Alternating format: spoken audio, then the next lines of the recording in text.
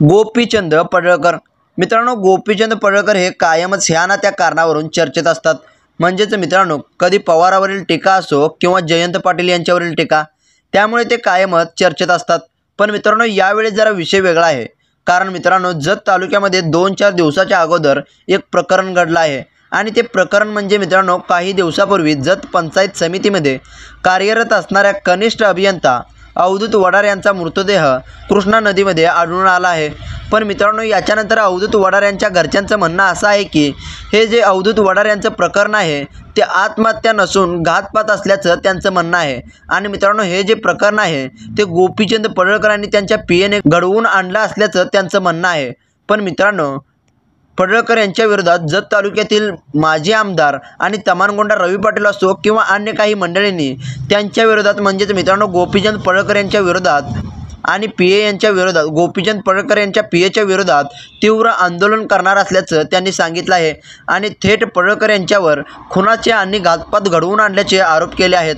पण मित्रांनो, यात नेमकं तथ्य काय आहे ते आज आपण या व्हिडिओच्या माध्यमातून जाणून घेणार आहोतच. पण मित्रांनो, या विरोधात पडळकर यांच्या विरोधात कार्यकर्त्यांनी आणि जतमधील काही लोकांनी मिळून हे जे पडळकर यांच्यावर आरोप होत आहेत ते बिनबुडाचे आरोप आहेत असं म्हणत हे जे प्रकरण आहे म्हणजेच मित्रांनो अवधूत वडार यांचे प्रकरण आहे ते विनाकारण गोपीचंद पडळकर यांच्यावर एक कट रचला गेल्याचं बोलत आहे. आणि मित्रांनो, या विरोधातच मित्रांनो काल जतमध्ये तीव्र निषेध व्यक्त केला आणि त्यामध्ये बोलताना पडळकर यांनी एक असं वक्तव्य केलं आहे की त्यामुळे परत एकदा ते चर्चेत आले आहेत. पण मित्रांनो, ते वक्तव्य नेमकं काय आहे आणि मित्रांनो अवधूत वडार यांनी आत्महत्या केली आहे का त्यांनी खरंच कोणी आत्महत्या करण्यास प्रवृत्त केलं आहे का, म्हणजेच मित्रांनो गोपीचंद पडळकर यांनी खरंच त्यांना आत्महत्या करण्यास प्रवृत्त केलं आहे का, ते आज आपण सविस्तर असं बघूया. नेमकं मित्रांनो प्रकरण काय आहे ते आता आपण या व्हिडिओच्या माध्यमातून सविस्तर असं जाणून घेऊया.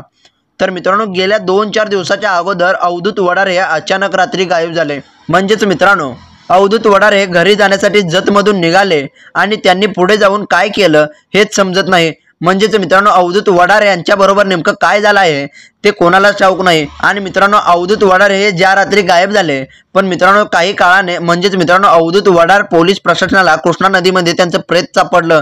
आणि त्यानंतर पोलीस प्रशासनाने पोस्टमार्टम करून त्यांनी ते प्रेत अवधूत वडार यांच्या कुटुंबियांना घेऊन जाण्यास परवानगी दिली. पण मित्रांनो काही काळाने म्हणजेच मित्रांनो पोस्टमार्टमच्या काही काळाने अवधूत वडार यांच्या घरच्यांनी अशी मागणी केली की अवधूत वडार यांना काही लोकांनी म्हणजेच मित्रांनो गोपीचंद पडळकर यांच्या पीएने आणि बनाळी जिल्हा परिषद गटाच्या सदस्यांनी त्यांना आत्महत्या करण्यास प्रवृत्त केलं असल्याचं त्यांनी पत्रकारांना सांगितलं. पण मित्रांनो, त्याच्या पाठीमागचं नेमकं कारण काय आहे, खरंच गोपीचंद पडळकर यांच्या पीएने आणि मित्रांनो बनाळी जिल्हा परिषद गटाच्या सदस्यांनी खरंच त्या अवधूत वडारला आत्महत्या करण्यास प्रवृत्त केला आहे का मित्रांनो गोपीचंद पडळकर यांच्यावर विनाकारण आणि मित्रांनो गोपीचंद पडळकर यांची बदनामी करण्यासाठी त्यांनी आरोप केले आहे का, ते आता आपण या व्हिडिओच्या माध्यमातून सविस्तर असं बघूया. तर मित्रांनो, गोपीचंद पडळकर यांनी काल एक मोर्चा काढला. म्हणजेच मित्रांनो गोपीचंद पडळकर यांच्यावरील जे आरोप होत आहेत त्याच्या विरोधात जाहीर निषेध करत एक मोर्चा काढला. आणि त्यामध्ये पडळकर हे असं बोलत होते की जिथे अवधूत वडार यांचे पोस्टमार्टम केल्यानंतर त्यांच्या कुटुंबियांनी अवधूत वडार यांची बॉडी घेण्यास नकार दिला त्यावेळेस त्यांना कोणीतरी ईश्वरपूरमधून कॉल करून त्यांना असं सांगितलं की तुम्ही गोपीचंद पडळकर यांचं नाव घ्या आणि अवधूत वडार यांची बॉडी घेण्यास नकार द्या, असं त्यांनी ईश्वरपूरमधून कॉलवर सांगण्यात आलं असं ते गोपीचंद पडळकर हे म्हणत होते. पण मित्रांनो, त्याच्यानंतर असं पण म्हणत होते की जयंत पाटील यांनी जाणून बुजून मला टार्गेट केलं आहे.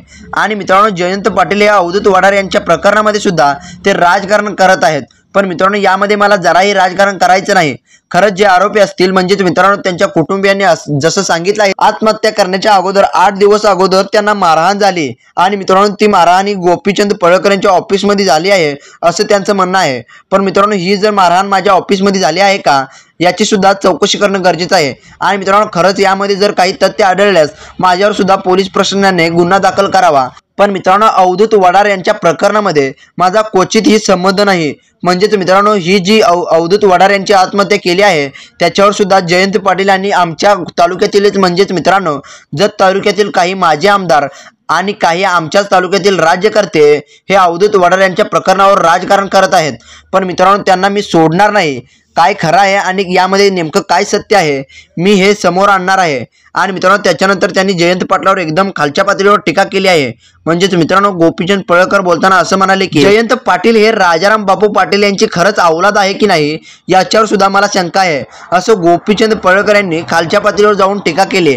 आणि मित्रांनो त्याच्यानंतर ते बोलत असताना असं सुद्धा म्हणाले की हे जे प्रकरण आहे ते सर्व प्रकरण राजाराम बापूच्या पोरानं म्हणजेच मित्रांनो जयंत पाटलानं घडवून आणलं असल्याचं सुद्धा गोपीचंद पडळकर यांनी निषेध मोर्चामध्ये बोलत असताना ते म्हणाले। पण मित्रांनो तुम्हाला काय वाटतंय, खरंच गोपीचंद पडळकर हे यामध्ये म्हणजेच मित्रांनो हे जे प्रकरण आहे अवधूत वडार यांचं जे प्रकरण आहे यामध्ये गोपीचंद पडळकर यांचा खरंच सहभाग नसेल का?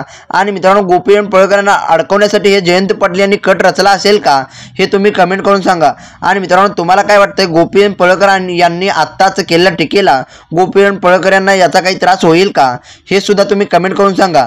आणि मित्रांनो तुम्हाला काय वाटतंय, खरंच गोपीचंद पडळकर या प्रकरणामध्ये नसतील का? आणि मित्रांनो हे जे प्रकरण आहे अवधूत वडार यांचं प्रकरण यामध्ये खरंच गोपीचंद पडळकर यांना टार्गेट करून त्यांची बदनामी करण्याचा जयंत पाटील आणि तालुक्यातील काही आजी माजी आमदार आणि नेते मंडळींचा कट असेल का, हे सुद्धा तुम्ही कमेंट करून सांगा।